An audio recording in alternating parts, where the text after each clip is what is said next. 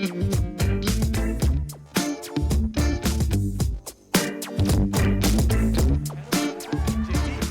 please come up.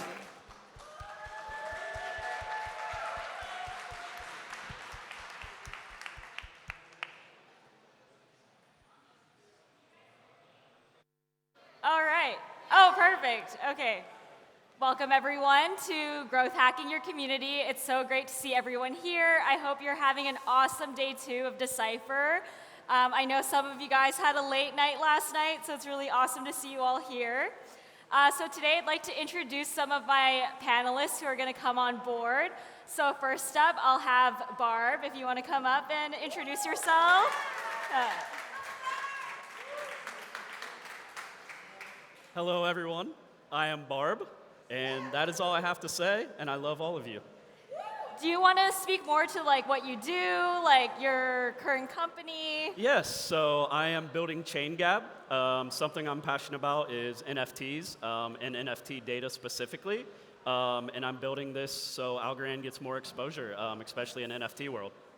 Awesome, thank you so much. And the next person I'd like to invite up is Erika.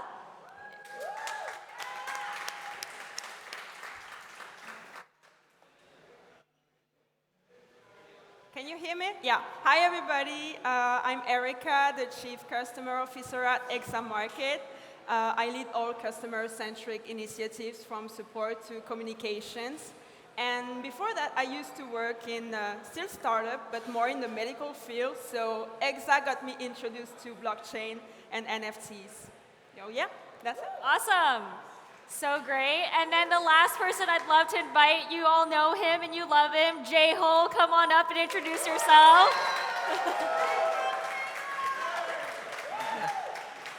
Hey everyone, I'm Jay Hole. I'm a community champion for the foundation and I make memes. Find me on Twitter at jhole creates. All right, awesome. So now let's take a seat. Okay, so today we're going to talk about growth hacking your community, which I know sometimes sounds like we're going to give you these like secretive tips and tricks, which there are at times, but oftentimes it's all about showing up consistently.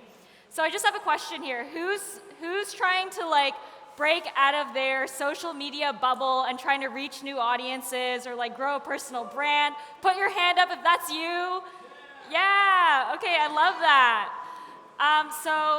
You know, today I just want to talk about like what's really awesome about communities, and especially the AlgoFam community, is that it's one of the strongest communities I've seen in terms of like everyone's super engaged, everyone's really supportive, everyone actually wants to know and actually get to know one another. So that's really awesome. And part of this is when it comes to like growing your community, kind of going back to the point of like, there are some little tips and tricks, but like a major thing is just showing up every single day, engaging with like the audience that you want to have and surround yourself with. And so to pass it off to some of my panelists, Barb, like what are some ways that in your social media journey or like growth strategies, like how do you show up consistently? Yeah, I think the main thing I do and the theme of all of this, I think, is staying consistent.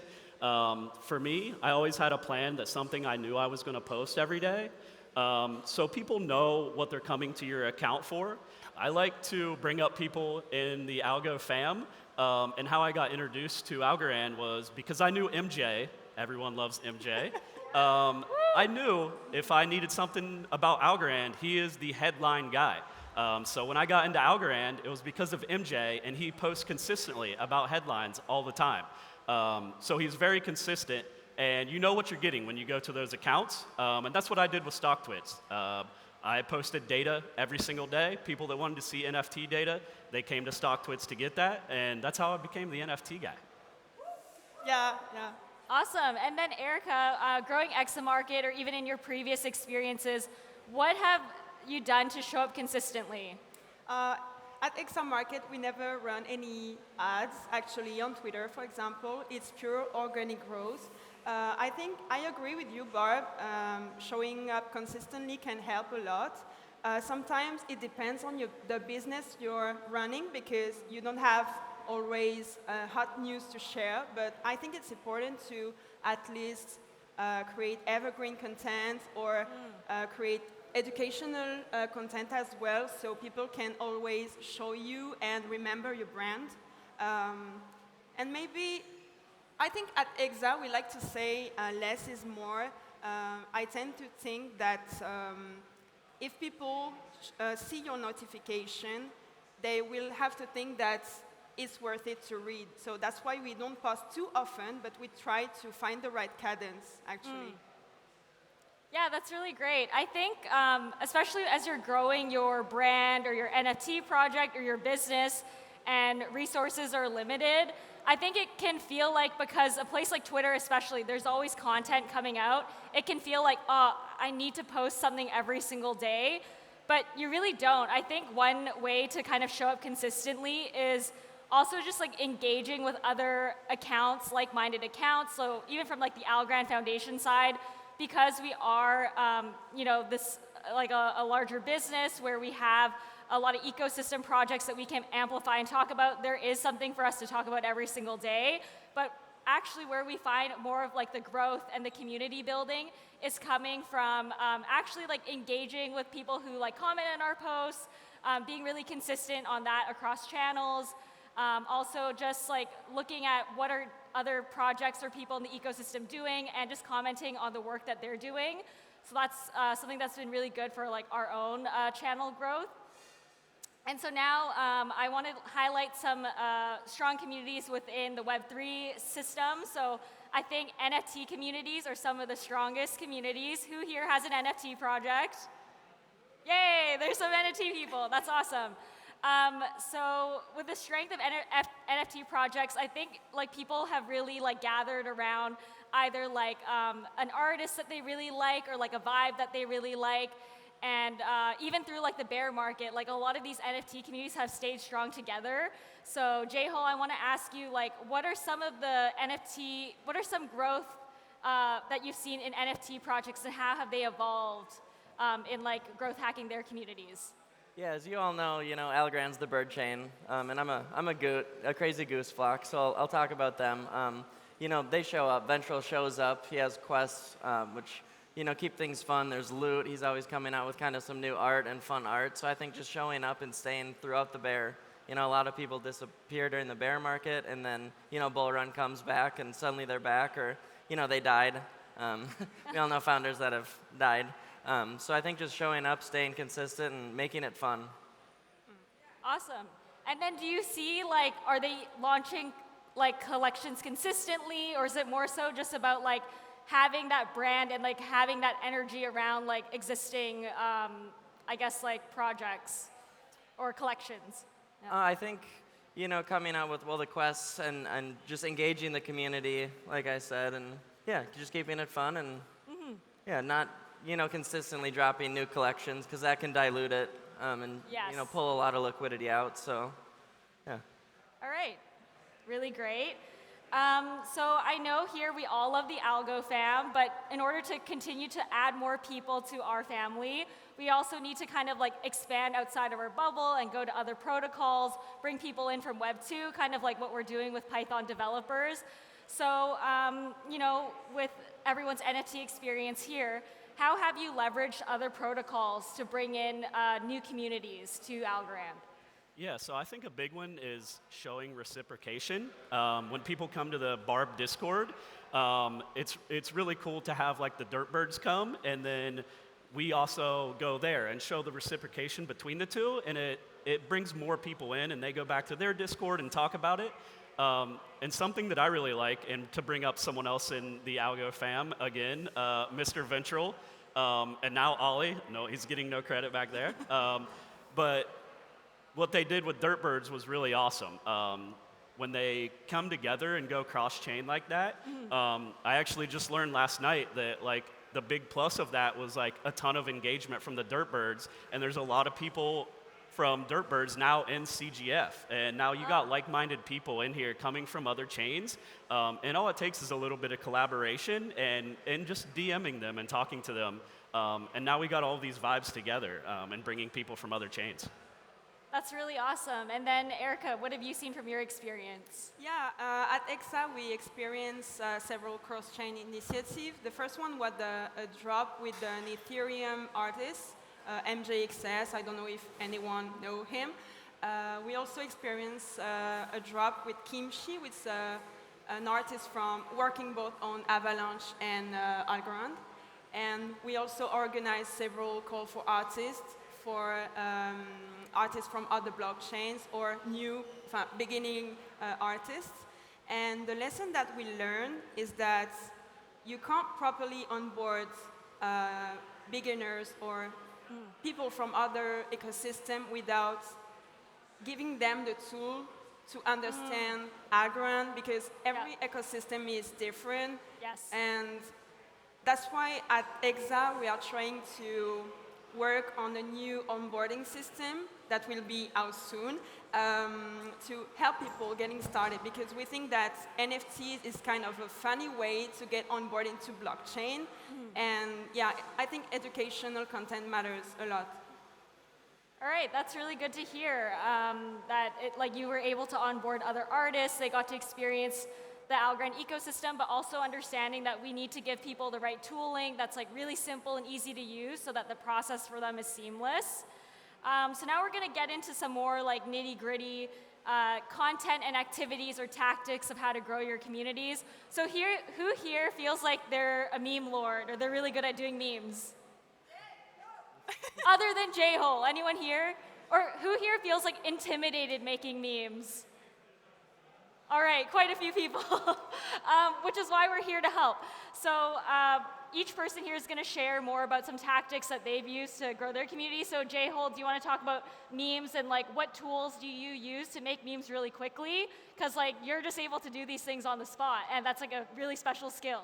Yeah, absolutely. So I have about 35,000 pictures on my phone, so it's kind of constantly harvesting different memes and from Instagram, from Reddit, from other places, and kind of constantly thinking about how you could use that in the blockchain sense, and then having a meme folder so it's organized and you can pull them out when you need them, and then using different tools like I use Photoshop for the better looking memes, and sometimes you can use Snapchat, you can use there's online generators, so it's there's a lot of kind of easy and free ways to make memes. They don't have to look pretty as long as they're funny and they get the point across. Everybody kind of has a very short attention span. We have the TikTok attention span nowadays, so a meme's a great way to distill, complex blockchain information down into a picture that gets that across and makes it fun for people and they retain that info. Yeah, so would you say we all need 35,000 pictures in our phone to be meme lords, or can we have a little bit less? You can have a little bit less, but I'd recommend 35,000 roughly as a starting point. All right, awesome. Yeah, I think I really like what you said around like, what's really great about memes is that it's like this picture that just says 1,000 words. And I think maybe a good way to kind of start organizing your memes is like considering some emotions that you might want to portray on social. So if you want to see something where you're like, oh, I'm going to respond to this when I'm surprised or when I'm angry or where it's funny, that's probably a good way to start like organizing some of your memes so you have them on hand. I also think using GIFs, that's probably like a really easy, like low effort one to start off with. And then how about you, Erika, when it comes to like some quests or like activities that drives growth within your community? Yeah. Last year we experienced a quest on Zilly. Maybe you know this tool. It's an app that helps you engage your community with your community. You kind of create some missions, and then people interact either with your platform or your social media. I quite like this because it's a tool for also community manager to get to know your community better and to see who is interacting or not, who is involved in the community. Also, we kind of pioneered the rewards program at Exa. We launched it, I think, as the first marketplace on Algorand. Later on, it was extended to the foundation with all the marketplaces. Now it's quite controversial because we've seen bad actors farming a little bit, but I think that You just have to find a way to engage with your community with something that matches your DNA. At Exa this time, we thought that a rewards program was the good way, but maybe you just have to experience new things and find things that are not already being done with our projects. Yeah. Other projects, sorry. Yeah, I think when it comes to growing communities, like incentives definitely help. I think when you think about a rewards program, it can seem really intimidating because it does take quite a bit of investment. So I think a really good way to actually grow your community that's a little bit lower lift. I don't recommend doing this all the time because kind of like with rewards programs, you can get like engagement farmers or grant farmers or rewards farmers is like you could do occasional contests. You'll probably get a few like contest farmers, but it's never as big. So an example I have is AJ Writes Crypto. I don't think he's in the room right now, but he's even running a contest for his followers by buying some of the t-shirts at outside at the swag shop and doing a giveaway there. So that's like a really low lift way to like engage your community and like help them feel included and grow your following. What about you, Barb? Like, what are some tactics you use to like grow your community? Yeah, so everyone knows that I like talking and hanging out with people. So Twitter Spaces was big for me when I was at StockTwits. I would always do the data, but it was great getting communities together and actually talking to people. I think here is a great example of how much we've all got along and like shared our ideas. It's great typing in Discord and hanging out with your community. But doing it on Twitter Spaces is so nice to actually hear what people have to say. You can communicate easier. When I saw my biggest growth, it was me talking in Spaces and having people up, having different projects, different ideas. And people like to hear this and collaborate in these spaces. So if you do consistent posts and consistent spaces and be there for your community, I think that's huge. Yeah, I really love that about spaces. And it's nice because you don't always have to show your face. If you don't feel comfortable, you can just like speak freely. I think something too is like, especially within the Algorand community, if you see like another project going on an X space and you're like, oh, I've never heard of this X space before, they're likely wanting to learn more about the Algorand community. So don't feel afraid to like DM and reach out and just say like, hey, like I saw you had X project from Algorand. I'd love to come on and share more about our community that's also building on Algorand. And just to give more resources to everyone here, we do have some relationships with some really awesome people within X Spaces. So Gen Co, they do like weekly X Spaces that we can always get projects on, as well as Woof Web 3. That's one that we've had in the past that they're always happy to bring more Algorand projects on so that more people can learn about the Algorand community. All right, so now we can kind of move on to some of these maybe unethical or like short-term growth tactics that are out there. So I think one is enragement farming. J-Hole, do you want to talk about enragement farming?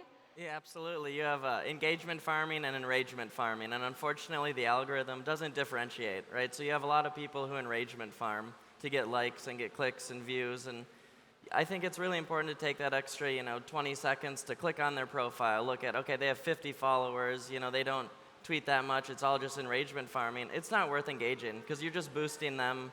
So don't feed the trolls at the end of the day. Keep it positive. If they want to, try to play with your emotions and get you to get angry and get in an argument and then it boosts them up, I think it's best to just leave it alone and fight it with positivity. Go make a fun meme, go make a positive post. That kind of addresses what they say, but you can do it positively and even not engaging directly with them, I think is a good way to handle that. Yeah, I think also like in terms of like engagement or enragement farming, especially when it comes to engagement farming, it's like okay to have those tactics sometimes because it does kind of get you outside of the bubble. It gets you more like impressions and viewership that hopefully when you do your next post that's not engagement or enragement farming, it'll get you to the new eyeballs. Does anyone here have other comments about it or not quite? All good.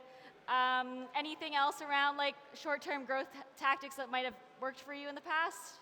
Yeah, I think if you do engagement farming, you need to be careful on how much you're engagement farming. I love it. But it's very good to have value that you're actually posting.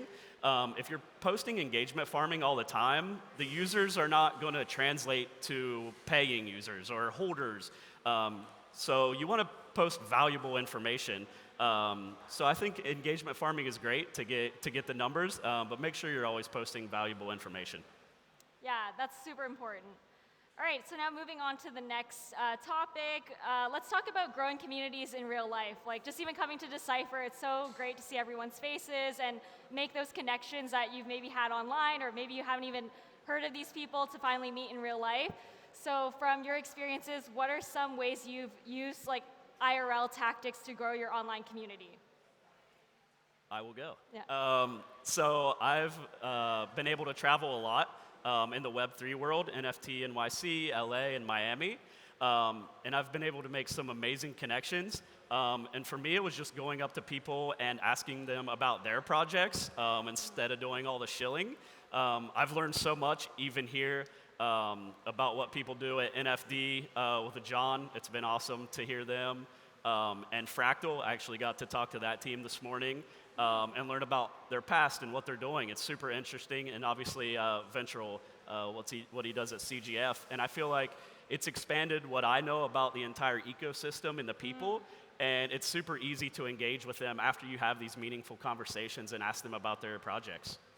Yeah, I really like that. You're kind of approaching it with like this curiosity about people, and especially when you're in real life, you can learn so much more detail about different projects that when you go to these other like cross-protocol conferences, you can then start like bringing up these names or like even thinking about collaborations for other people, right?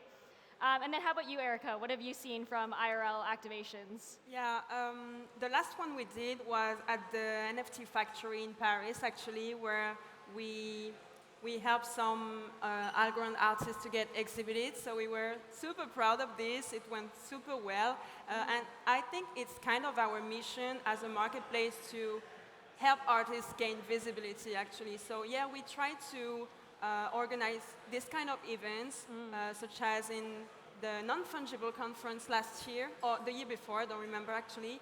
We organized the call for artists, so they could be exhibited on the main stage. So it was quite well as well. And yeah, I think you always have to go on in person to meet the people and also feel the energy. When you meet in real life, it's not the same. I mean, you just talk to a PFP on Twitter, but meeting people in real life is not the same, actually. Yeah, I like that. I think when you meet in real life, it actually brings the relationships deeper, so maybe not always more wide, but at least you get that deepening, and especially from like a holder's perspective, people probably feel a bit more reassurance or more passion to continue to be a part of a brand or project or company. Awesome, so like, let's just quickly discuss some things around how do you growth hack when you have a lean team? Either you're by yourself, in the company, you're like a solopreneur, or perhaps you have like a really small team. What are some ways you've what are ways you've done growth hacking as a lean team? Like J-Hole, you can go as a solo memopreneur. As a lean team of one, you know, I think keeping drafts in your tweets ready to go, and you know, then having consistent content showing up. I think that's a good way to do it as a lean team. Awesome. Barb? Yeah, at StockTwits, I was also a team of one. And I think it was very important to make sure I had time carved out in every single day to make sure I had that post, or I was going on this Twitter space every single day. Just being organized, I think, is the main thing, honestly. Very important, just staying organized. Yes, and then how about you, Erika? At Exa, we are a team of 3, actually. We try to schedule a lot because, for example, at Decipher, we are on site, so we can't really live tweet. It's difficult. Yes. Otherwise, I would say that having at least one big announcement per quarter is good enough, and then trying to show up consistently to show people that you are actually cooking, that you are legit always, because in Web3 it can be kind of difficult to prove that you are a legit project and that you are here to stay. And yeah, as I said before, you can try to create evergreen content to post at least twice a week, something like this. And yeah, that's it. I really think that it's really important to get to know your community and be active at least on 2 or 3 social media. But it can be difficult when your team is really small. Yeah, I think there are quite a few projects here who can relate to operating on a lean team. And I really like what you said around, just focusing on maybe like every quarter you have like one main goal and do marketing around that goal so that you don't feel the need to do more, like burn yourself out or like follow the next trend. I think especially in this space where things move so quickly, you want to stay focused on your convictions and like based on your research and what you know, like what's actually going to move the needle for your business. All right, so this is so awesome. Thank you everyone for all of your perspectives. We do have a little bit of time left to take some questions and do some Q&A. So are there any questions in the audience? Yes, Ava. Oh, thank you, guys. I want to ask, everyone, how do you measure success on your growth in your community? Is there any specific metric that you think about and you follow to see like I am succeeding on this or I am failing on this? Is there anything like we should know? Yeah, so just to repeat the question, Ava, who's one of our university leads at the foundation, she had a question around how do you measure your success around community growth? Like how do you know that your community is growing? I would say maybe when you see that people actually comment the post, or it's not about only liking or retweeting, it's more about sharing what you are thinking about the project and sharing so your own community knows about the project you like. Maybe this could be a good metric. Yeah, do you have any? Yeah, absolutely. I think for me, engagement ratio is very important. If 1,000 people see it but no one engages, it's probably not the right type of content.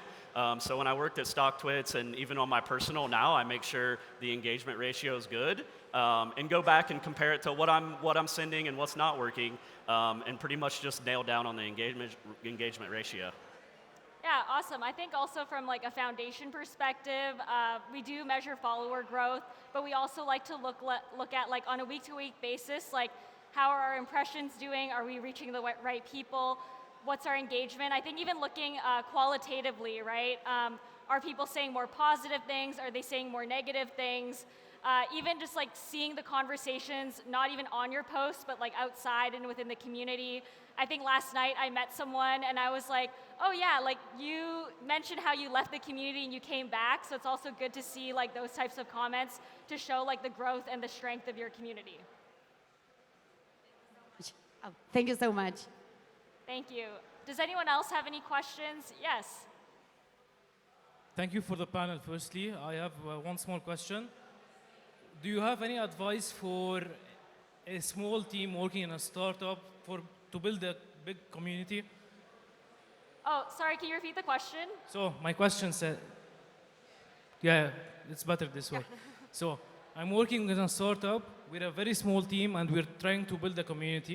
Yes. Do you have any advice or any opinions or anything that would help us? Like my team consists of 5 people. All right, so the question was if you have a very small team, such like as a 5-person team, I'm assuming everyone's wearing different hats, what are some ways you can start building that community? You're like at the ground zero.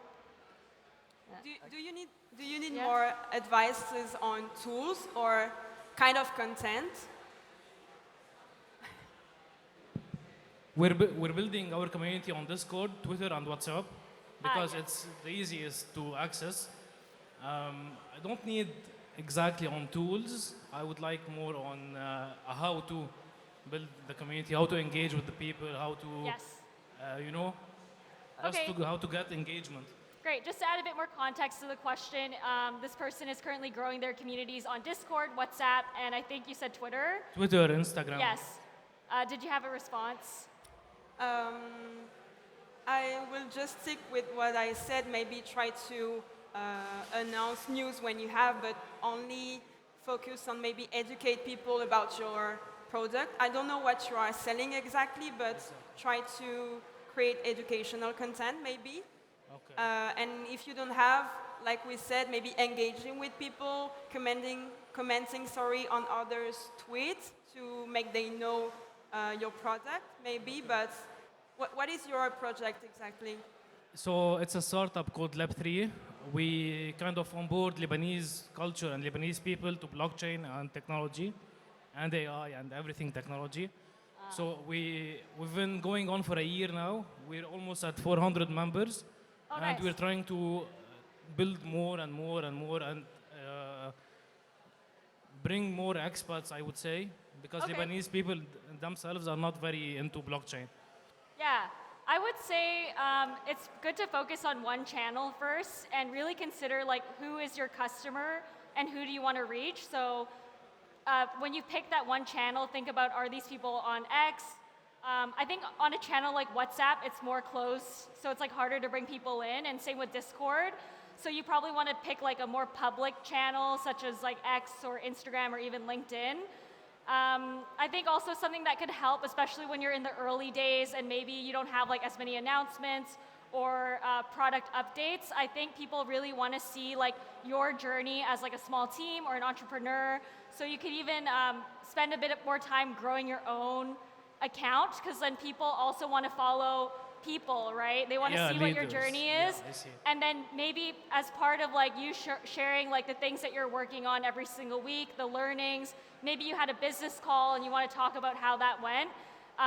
Every few posts, then you just want to remind people like, hey, like remember to follow like the business account so that you also grow that as well.